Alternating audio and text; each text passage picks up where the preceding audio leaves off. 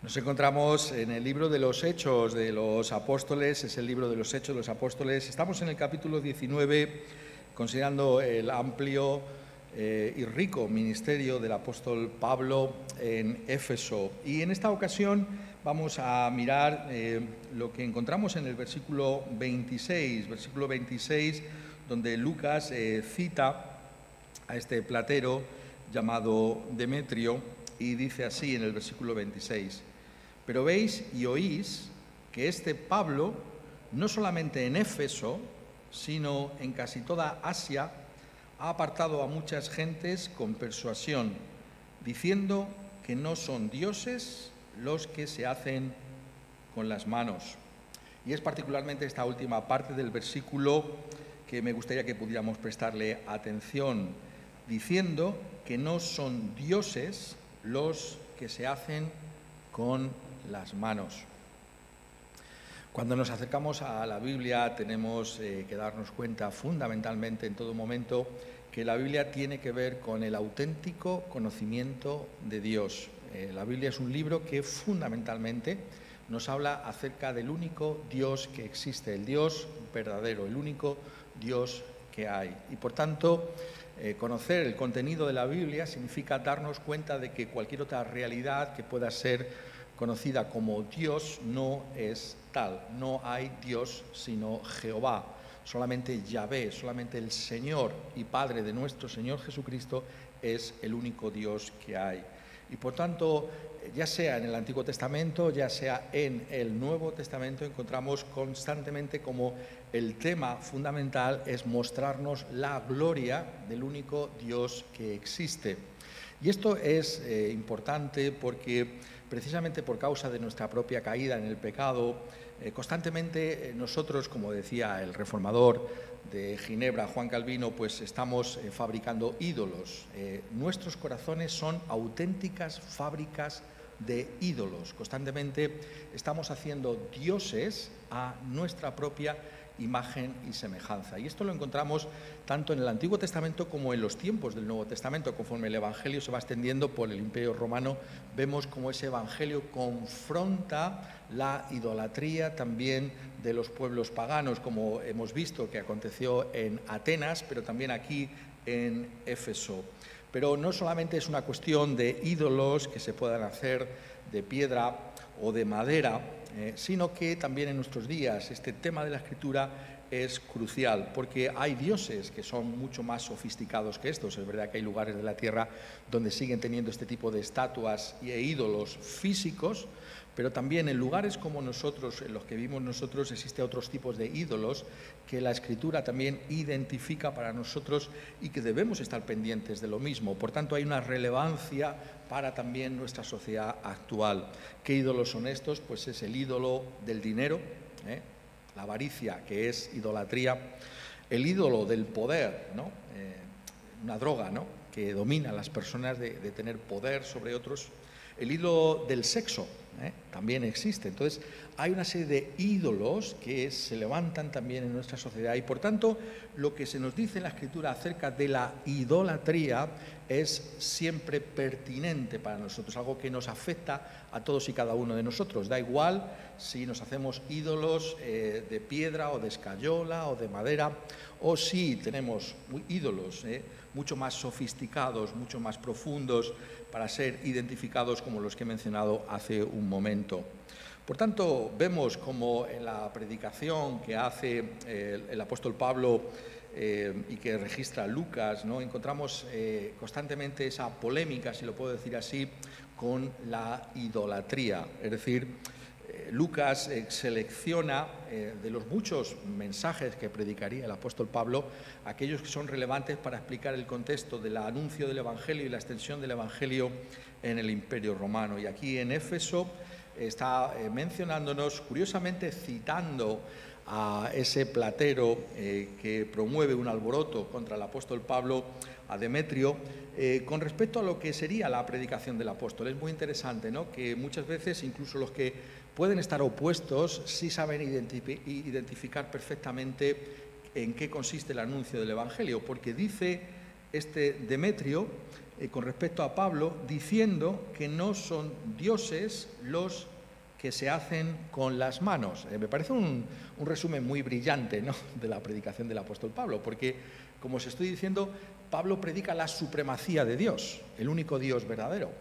Y si anuncia al Dios eterno, entonces todos los ídolos de los seres humanos han sido hechos por las manos de los hombres, no son dioses verdaderos. Por tanto, él sí es capaz de identificar, ¿no?, esto para nosotros, y por eso Lucas, notadlo bien, cita a este Demetrio como un testimonio de que el apóstol Pablo estaba trayendo un mensaje que tenía que ver, como os estoy diciendo, con esa soberanía y esa supremacía de ese único Dios que hay. Y por tanto, nosotros tenemos que analizar esta frase porque, como os estoy diciendo, es una frase que resume perfectamente el ministerio del apóstol Pablo.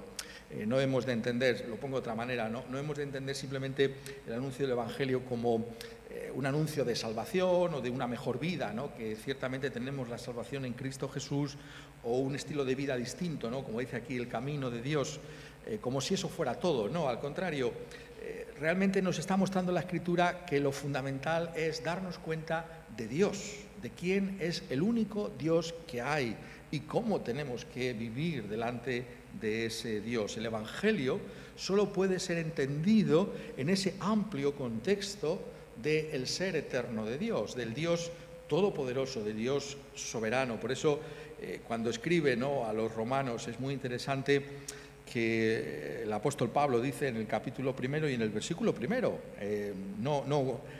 no tarda tiempo en decirlo: Pablo, siervo de Jesucristo, llamado a ser apóstol, apartado para el Evangelio de Dios. El Evangelio de Dios, el Evangelio que es por encima de cualquier otra cosa. Tiene que ver con Dios, nos trae a Dios, nos muestra que hay un Dios eterno, que hay un único, todopoderoso y sabio Dios, un Dios que tiene buenas noticias para con nosotros en su Hijo Jesucristo, el único que puede salvarnos. Pero el Evangelio, estoy diciendo, tiene que ser colocado en ese contexto, en ese marco de referencia que es Dios mismo.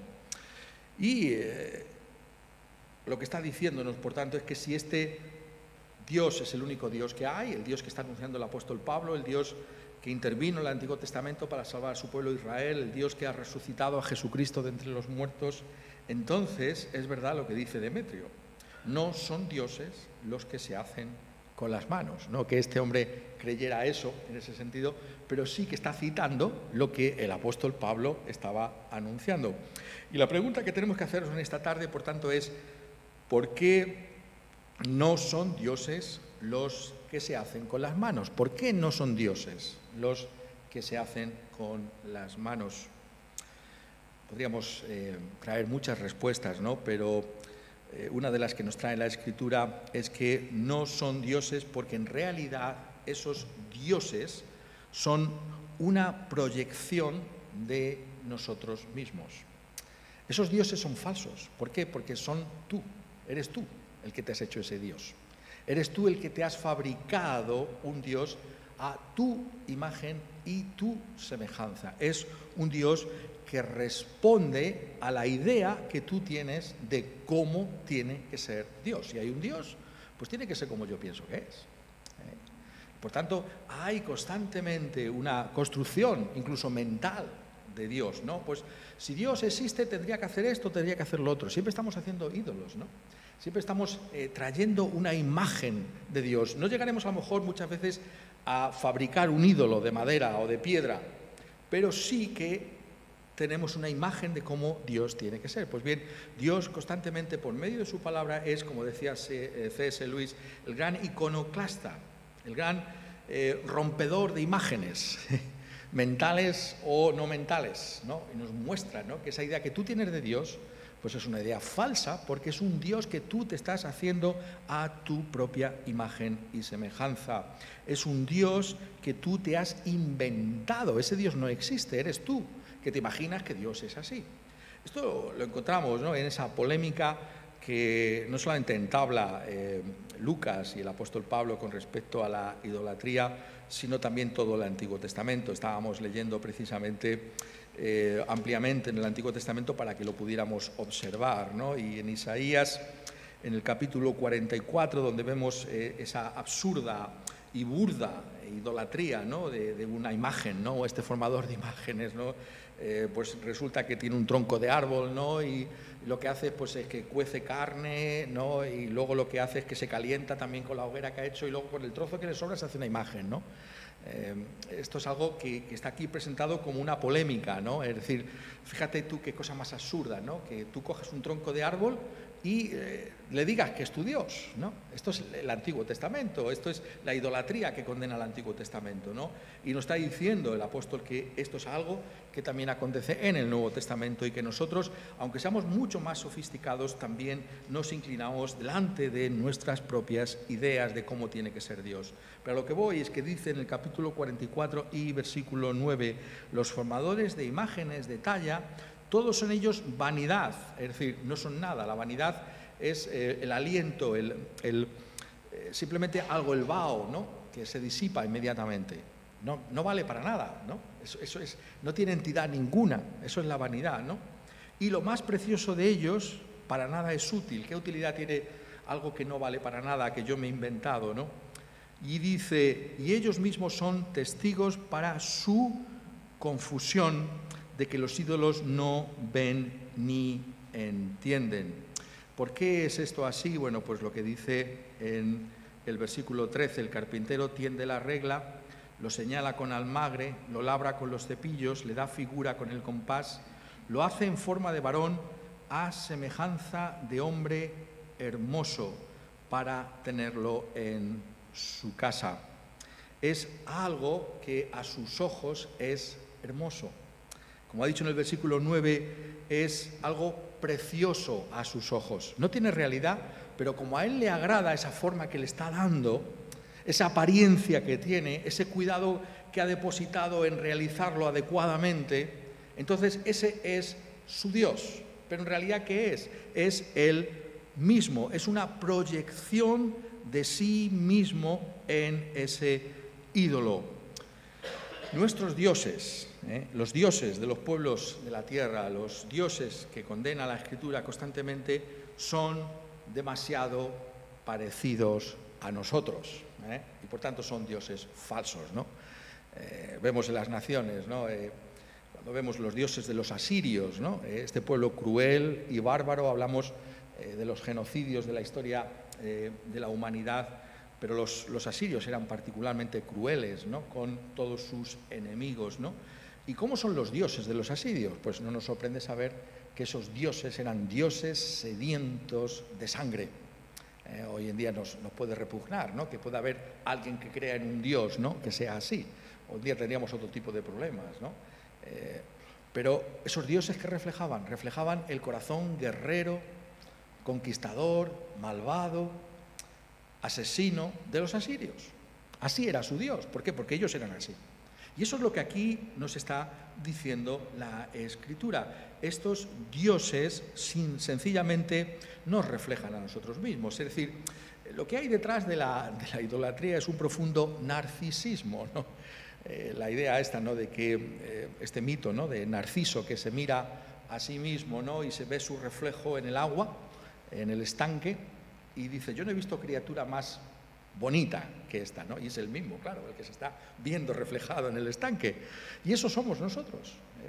Nos aplaudimos a nosotros mismos, nos vemos a nosotros mismos y digo, no hay ninguno mejor que yo. Y hacemos un ídolo a nuestra imagen y semejanza. Eso es lo que es la idolatría. Eso es lo que aquí está denunciando la Escritura. Nos está diciendo, por tanto, que hay un engaño poderoso detrás de la idolatría, porque somos seducidos por nuestra propia imagen caída. Lo que nosotros tenemos de torcido es lo que determina lo que creemos que es Dios. Y por tanto esto no es algo que la Escritura pueda dejar pasar y tiene que hacer esa denuncia clara y perentoria de esa realidad. Y por tanto presentar el Evangelio, lo digo de otra manera, siempre tiene que tener ese aspecto polémico de decir, este es el Evangelio, pero esto no es el Evangelio. Este es el Dios que hay y este no es el Dios que hay. No simplemente es todo decir positivo, ¿no? Sino que tiene que haber una denuncia de aquello que no es correcto, porque no es verdad, porque no es Dios.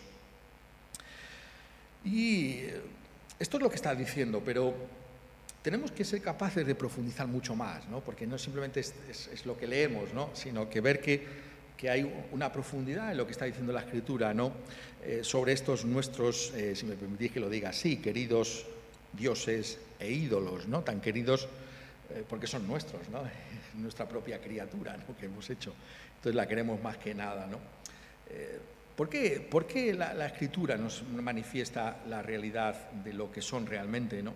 Lo hace porque quiere mostrarnos en primer lugar que estos dioses, precisamente porque somos nosotros, lo que nosotros realmente estimamos como precioso o hermoso, son dioses realmente manipulables. Es decir, este es el gran problema que tiene la idolatría, ¿no?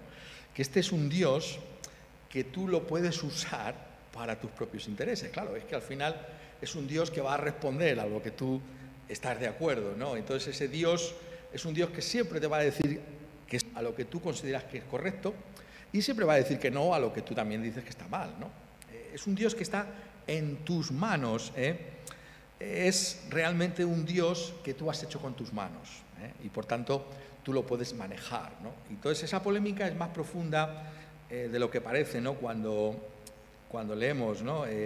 Acerca de los ídolos, hemos estado leyendo precisamente ahí en Jeremías, ¿no?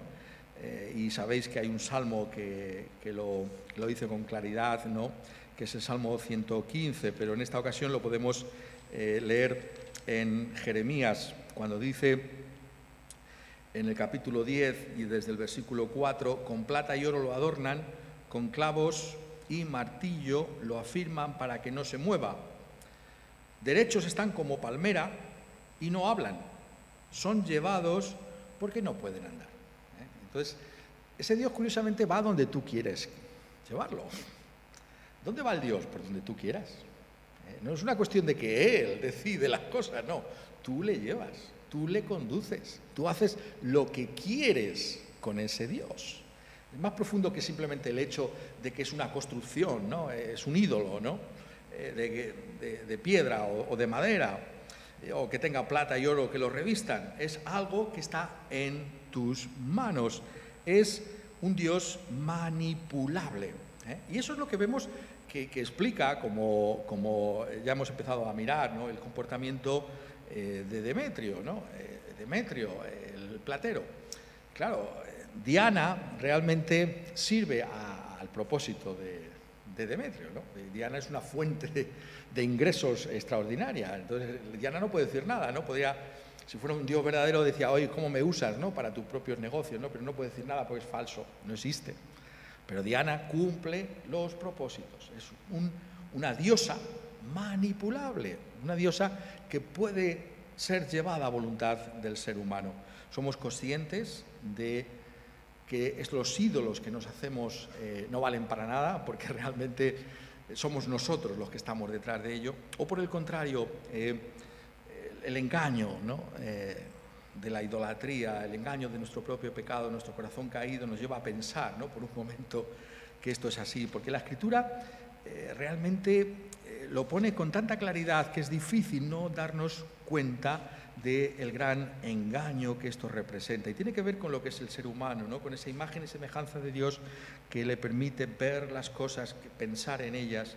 Dice en Isaías 44, 19, no discurre para consigo, no tiene sentido ni entendimiento para decir, parte de esto quemé en el fuego, y sobre sus brasas cocí pan, asé carne y la comí. ¿Haré del resto de él una abominación? ¿Me postraré delante de un tronco de árbol? Es que no puedes pensar que eso es un tronco de árbol. Hasta ahí llegamos, que no somos capaces de ver que eso es algo que yo me he hecho. Y estoy diciendo que no simplemente es la pura imagen que me hago de un tronco de árbol, sino la profundidad del hecho de que eso me refleja a mí, de que esto es lo que yo soy. y por tanto es algo que no puede hacerme bien. Por el contrario, y esa es la polémica aquí, ¿no?, que encontramos sobre todo en Isaías, ¿no?, y en Jeremías, el Dios de la Escritura, los ídolos son manipulables, ¿vale? Pero el Dios de la Escritura, ¿sabéis?, incomoda, sobresalta, molesta. Y por eso la gente no lo quiere, claro. El Dios vivo, precisamente porque es soberano y rey, te va a decir lo que a ti no te gusta. Escucha. Te va a decir aquello que no quieres. Escucha. ¿Por qué? Porque Él es el verdadero Dios, el Dios real. Y te va a decir las cosas tal y como son. Doctor, ¿no? Dice, dígame cosas buenas, pero el doctor, ¿qué te va a decir? Si tienes algo grave y serio, ¿qué quieres? ¿Que no te lo diga? Doctor, dígame usted cosas buenas. No, pero no te puedo decir cosas buenas si tienes este problema. ¿Qué hará el doctor? ¿Te dirá algo bueno para agradarte? Eso es el ídolo. El doctor te dirá, oye, mira, tienes este problema, ¿eh? El Dios de la Escritura te dice que tienes un problema. El problema de tu pecado, el problema de que eres culpable delante de sus ojos, de que no hay salvación en ti mismo, que la salvación está fuera de ti. Y por tanto, ese es el Dios que presenta la Escritura. Por tanto, cuando oigas, déjame que lo ponga de esta manera también, cuando oigas algo de la Escritura que te moleste, ¿no? Tienes que pensar por un momento, pero es que eso es lo que necesito escuchar, porque no soy yo, sino Dios. No está en mis manos, ¿no? Y no puedo manipular a Dios para que me diga lo que a mí me gusta, ¿no? Si Dios te incomoda, si la palabra de Dios, la predicación de la palabra de Dios te sobresalta, te molesta, pues eso es bueno, porque Dios no depende de ti. Eres tú el que tienes que buscar a el único Dios que hay. Pero es más profundo todavía que todo eso, porque si el Dios es manipulable, si es, como estamos diciendo, esa imagen nuestra, entonces ese Dios es un Dios impotente para hacer nada, ni bien ni mal. Eso es lo que resumen aquí los profetas, ¿no es verdad? No temáis, le está diciendo Jeremías. ¿Por qué les dice que no teman a los ídolos de las naciones? No tengáis temor de ellos, versículo 5, capítulo 10 de Jeremías, porque ni pueden hacer mal, ni para hacer bien tienen poder. Es que este es el problema que tiene la idolatría, que tú te puedes encomendar al tronco de árbol, te puedes encomendar a esa idea que tú tienes de cómo tiene que ser Dios. Yo quiero un Dios, este sería el ídolo de nuestros días, ¿no? Yo quiero un Dios que no juzgue, que no condene. Yo quiero un Dios que simplemente me deje vivir como yo quiero y que después me salve, como a mí me parece. Pero es que el problema que tiene esa idea es que ese Dios no existe. Entonces no te puede salvar, no te puede hacer nada. ¿De qué vale encomendarse a algo que es mentira? ¿Qué propósito, qué sentido tendrá algo así como eso? Eso es lo que aquí nos está diciendo. Los dioses construidos por nosotros mismos son impotentes y solo nos engañamos a nosotros mismos si pensamos que nos pueden salvar. Eso muestra realmente dónde está nuestro corazón, la necedad profunda en la que nos ha sumido el pecado. Muchas veces hablamos del pecado simplemente en términos éticos, ¿no?, de que hacemos las cosas que están mal, ¿no? Pero el pecado también es necedad, es pensar inadecuadamente, es no darnos cuenta en nuestra mente de que eso está mal, de que esto no vale para nada. Somos conscientes de la necedad que hay también en nuestra mente, en nuestra forma de pensar, esa falta de reflexión que nos lleva a seguir la opinión comúnmente aceptada por todos los que están a nuestro lado. Bueno, pues si la gente sigue estas cosas, pues serán verdad. ¿Pero por qué? ¿Por qué son verdad? ¿Porque muchos están detrás de ello? Notad cómo en esta polémica, lo estoy llamando así porque estoy tratando de comunicaros que lo que quiere presentarnos Lucas, ¿no?, es realmente que Dios estas cosas las presenta como aquello que no debe ser aceptado por el pueblo suyo, en esta polémica está describiendo, ¿la habéis pensado alguna vez?, este alboroto con todo lujo de detalles, ¿no? Le dedica mucho espacio. ¿Por qué le dedica tanto espacio? Porque todos los detalles son interesantes. Y uno de ellos es muy, muy bueno en ese sentido de apreciar, ¿no? Cuando consigue soliviantar los ánimos, ¿no?, de todos, este Demetrio, ¿qué pasa con la gente, ¿no?, que estaba por allí? Dice, cuando oyeron estas cosas, versículo 28, Hechos 19, se llenaron de ira y gritaron, diciendo, grande es Diana de los Efesios. Grande. Entonces la gente, un alboroto, pues grande es Diana de los Efesios, pues eso es lo único que importa aquí, que Diana es grande, ¿no? ¿Pero qué Diana? ¿Quién es Diana? ¿Qué está pasando aquí? ¿No? Y en el versículo 34 lo vuelve a decir. Pero cuando le conocieron que era judío, todos a una gritaron casi por 2 horas. Fíjate, 2 horas gritando. Grande es Diana de los Efesios. ¿Qué está diciendo ahí? Está diciendo con qué facilidad somos seducidos por el engaño y por otros, ¿no? Aquí hay un interés claramente económico, sórdido, por parte de Demetrio y los plateros. ¿Y el resto de la gente qué hace? Se deja llevar por lo que está pasando. ¿Por qué? Por falta de reflexión, por falta de pensamiento. Esos dioses, Diana, no pueden hacerte ni bien ni mal. ¿De qué te vale? ¿De qué te vale la confianza en la idea que tú tienes de ese Dios si ese Dios no existe? No podrá hacerte nada. Eso es lo que está diciéndonos, por tanto, aquí. ¿Y por qué lo está diciendo? Lo está diciendo precisamente por lo que estoy resaltando, por esa polémica de Pablo para mostrarnos que el único Dios que nos puede salvar es el Dios verdadero, el Dios verdadero. Cuando, lo habréis notado seguramente a las lecturas que hacemos, ¿no? Cuando, en el caso, por ejemplo, de Jeremías, en el capítulo 10, que estamos considerando detalladamente en esta ocasión, a la luz de este versículo de Hechos de los Apóstoles, no simplemente es una denuncia de la idolatría, sino que trae una alternativa. No simplemente es decir, esto está mal, esto es falso, esto es un engaño. No se queda ahí, sino que trae otra cosa. ¿Qué es lo que trae? Dice, por ejemplo, Jeremías 10:10. Más, es decir, pero Jehová es el Dios verdadero. Él es el Dios vivo y Rey eterno. A su ira tiembla la tierra y las naciones no pueden sufrir su indignación. Estos ídolos que tienen que ser llevados de un lado para otro, que reflejan lo que nosotros pensamos que es correcto, no valen para nada. Pero en contraste con ellos, Dios es el Dios verdadero, el único Dios que hay. El Dios vivo, que sí que puede traer su ira, su juicio y también salvación a la tierra, porque Él sí está vivo y no nos necesita a nosotros. El Dios, añade Jeremías, que es el eterno, el Dios que ha existido desde siempre y para siempre. Ese es el Dios de la Escritura, por tanto, sí que te puede salvar, porque solo Él es real.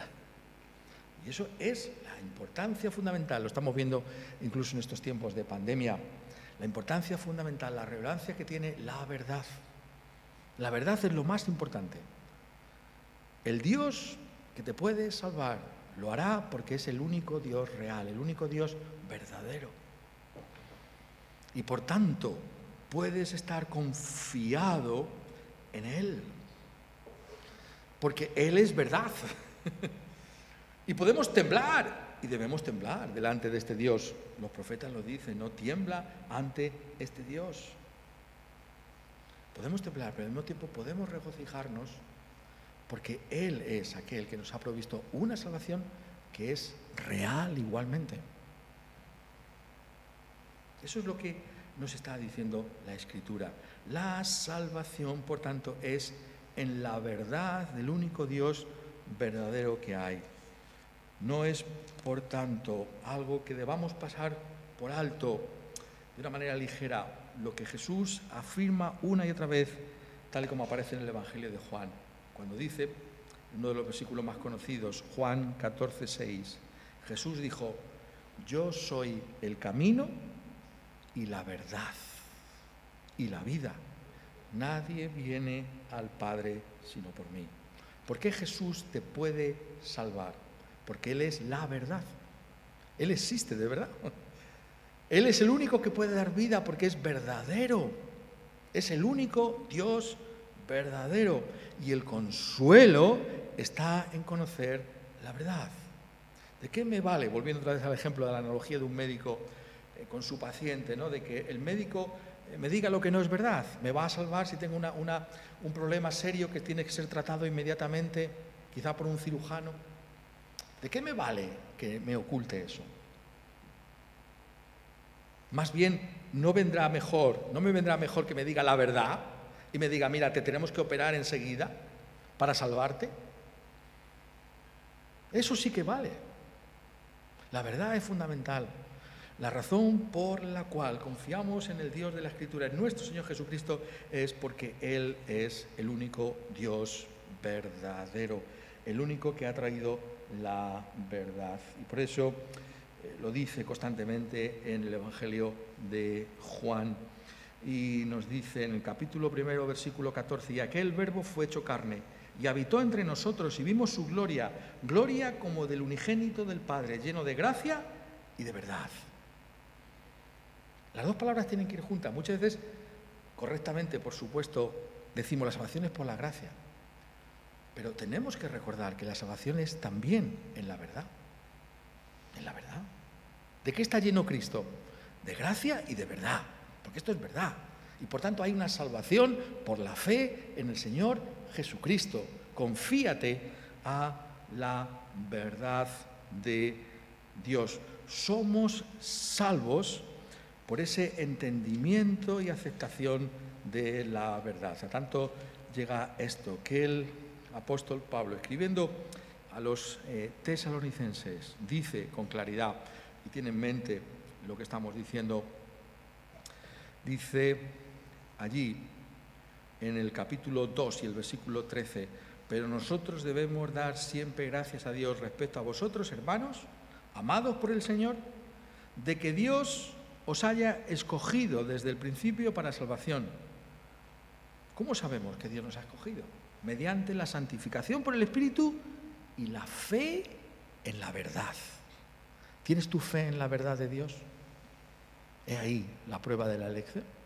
¿Confías en la verdad? La verdad que está en Cristo Jesús, ahí donde está la auténtica y real salvación que se nos ofrece. Pero esto significa también que si de verdad este Dios es el único Dios que nos puede salvar, entonces la salvación está en someternos al Dios que hay ciertamente. De ahí la polémica con los ídolos falsos. De ahí que tengamos que decir: esto no te puede salvar, porque solo puedes ser salvo si vives a la luz de la verdad.